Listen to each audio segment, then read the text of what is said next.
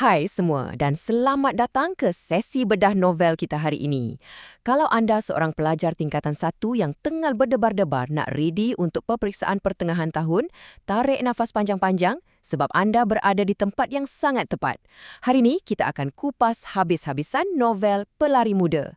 Kita tak akan guna teknik hafal membabi buta ya. Kita nak betul-betul faham jalan ceritanya supaya apa pun soalan yang keluar nanti, anda boleh jawab sambil tersenyum. Jom kita mula. Okey, sebelum kita masuk ke bahagian fakta yang berat-berat, cuba anda fikirkan benda ni. Macam mana agaknya seorang juara yang hebat boleh tiba-tiba hilang arah dan kemudian bangkit cari balik jalan dia.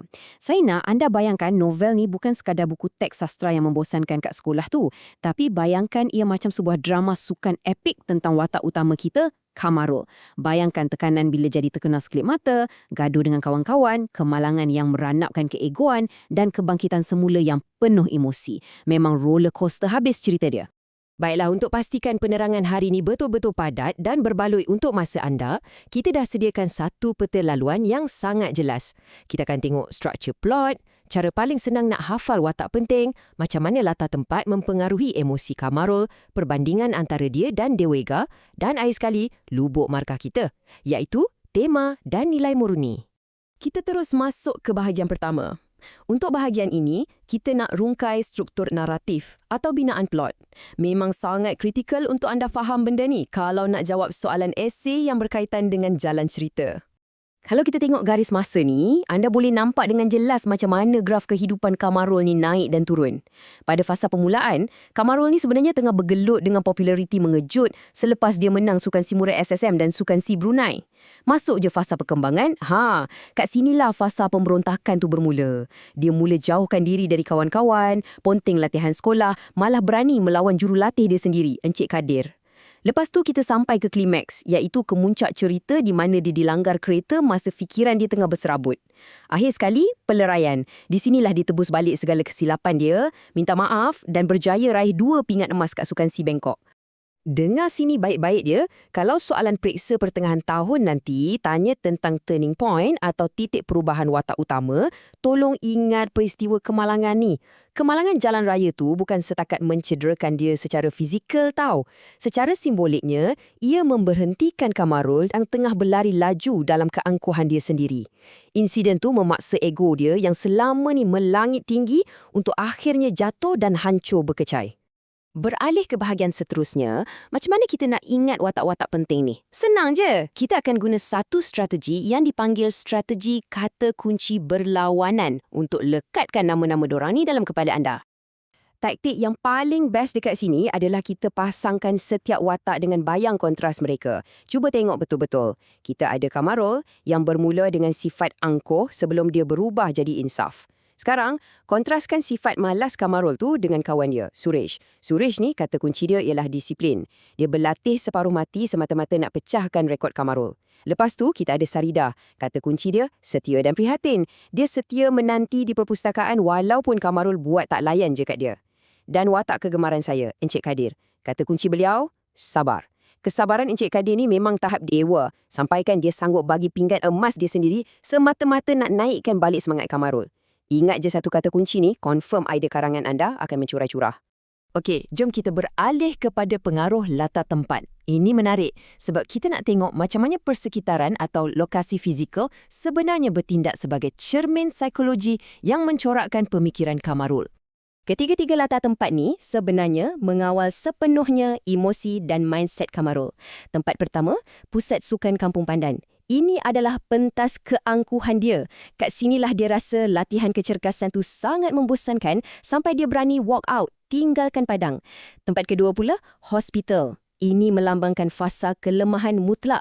Terlantar atas katil hospital tu buatkan ego dia cair sekelip mata bila kawan-kawan dan jurulatih yang dia pernah sakitkan hati datang melawat dia. Dan yang ketiga, Stadium National Bangkok. Ini adalah arena kebangkitan semula. Di sinilah dia kembali dengan rasa rendah diri yang tulus dan berjaya capai kejayaan yang luar biasa. 3 tempat yang berbeza membawa 3 transisi emosi yang berbeza. Seterusnya, kita nak masuk satu topik hot yang selalu sangat naik dalam exam, iaitu perbandingan sikap antara Kamarul dengan wira pujaannya sendiri, Dewega. Perkara penting yang anda kena catat sekarang juga ialah perbezaan yang amat ketara antara dua watak ni.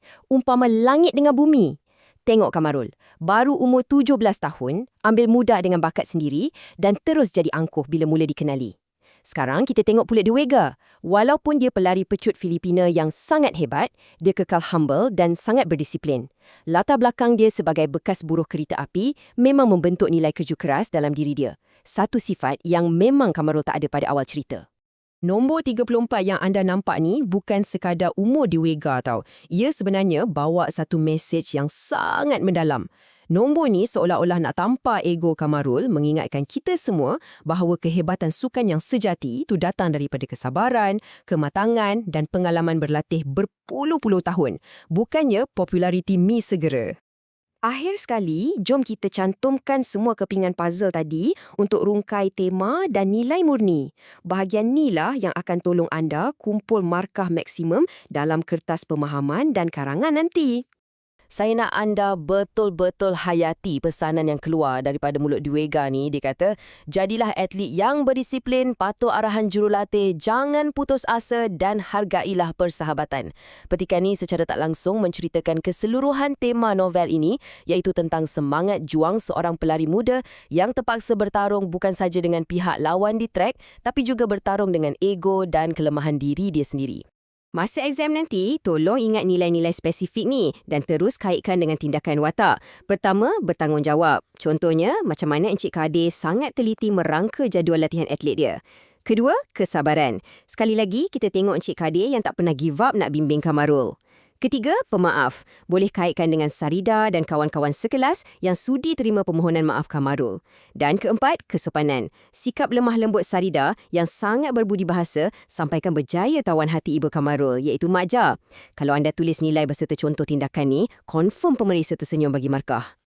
Untuk tutup sesi bedah novel kita kali ni, saya nak tinggalkan anda dengan satu soalan yang deep.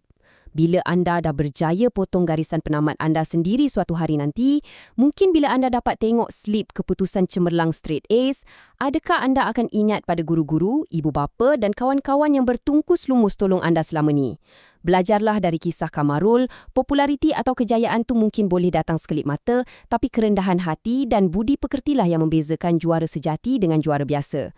Terus pulun ulang kaji guna strategi yang kita bincang tadi. Semoga anda semua berjaya tawan kertas peperiksaan nanti. Terus fokus dan selamat maju jaya.